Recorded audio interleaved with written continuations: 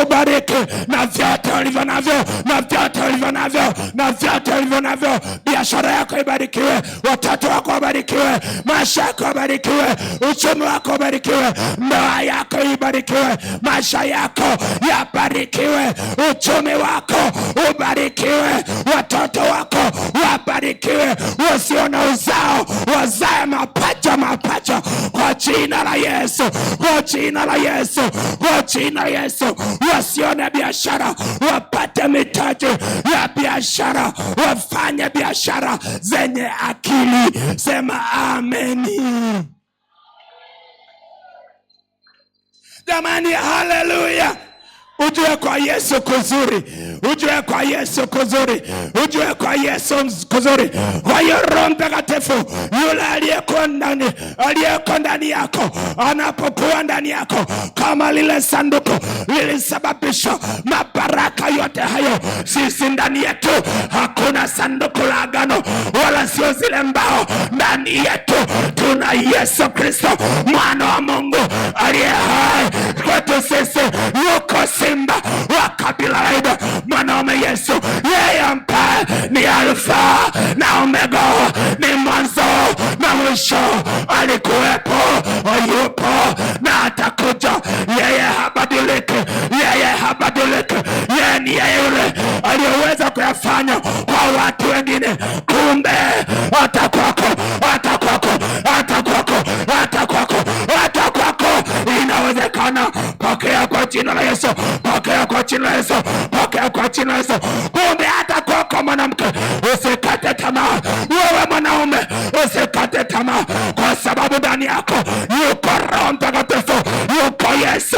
Ana uwezo wa kukutoa mavumbini, ana uwezo wa kukutoa chooni, ana uwezo wa kukutoa kwenye maisha ya kunyanyasika, ana uwezo wa kukutoa kwenye maisha ya shida, ana uwezo wa kukutoa kwenye maisha ya magonjwa, ya taabu, ya umasikini na ufukara, na kukupandisha na kukuinua na kukugatisha pamoja na wakuu. Sema amen.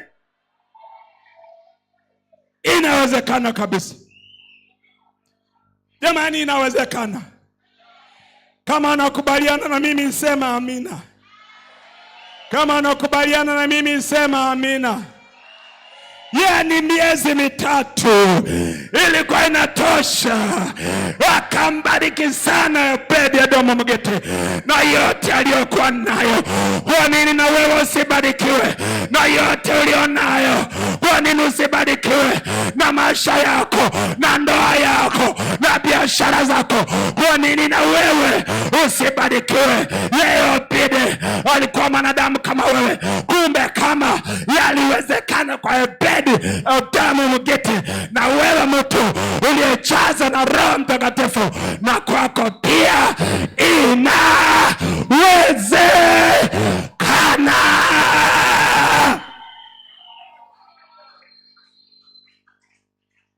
Mami, nakupa wito, chukia umasikini. Chukia umasikini. Kwani umasikini una maana gani? Ukiwa masikini, kwanza hakuna mtu anakusikiliza. Anasema yule masikini alikuwa na wazo zuri kwenye mhubiri kule, lakini kwa sababu ni masikini hakuna hata aliyemsikiliza. Unajua watu wanafikiri ukiwa masikini huna akili. Yaani ndio akili za watu mbaya sana. Sema kama ana akili si basi angekuwa hata na kitu. Sasa ndio maana hata ukitoa wazo anasema nani akatoa ile wazo?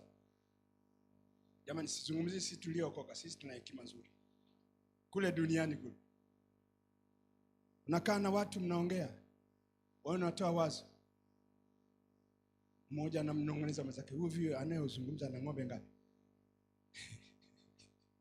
Wewe anayeongea hapa na ng'ombe ngapi? Jamani, haleluya!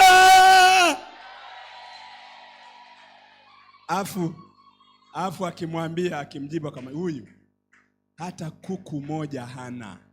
Sema sasa atatuambia nini? Duniani, lakini sio sisi. Sio sisi. Tena atatuambia nini? Kwa hiyo lakini inaonekana mara nyingine tunachohitaji sisi ni kujazwa tu na Roho Mtakatifu.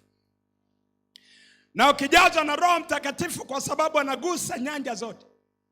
Kumbe kuna wakati mwingine hata sisi wachungaji hatuna haja sisi kukuwekea mikono, ila wewe unachokihitaji wala sio mikono yetu kwa ajili ya masahibu yako unayoyapitia, kwa ajili ya magonjwa, kwa ajili ya shida na mateso yako unayoyapitia, umasikini, ufukara na dhiki na migogoro isiyokuwa na mwisho kwenye ndoa, kwenye familia.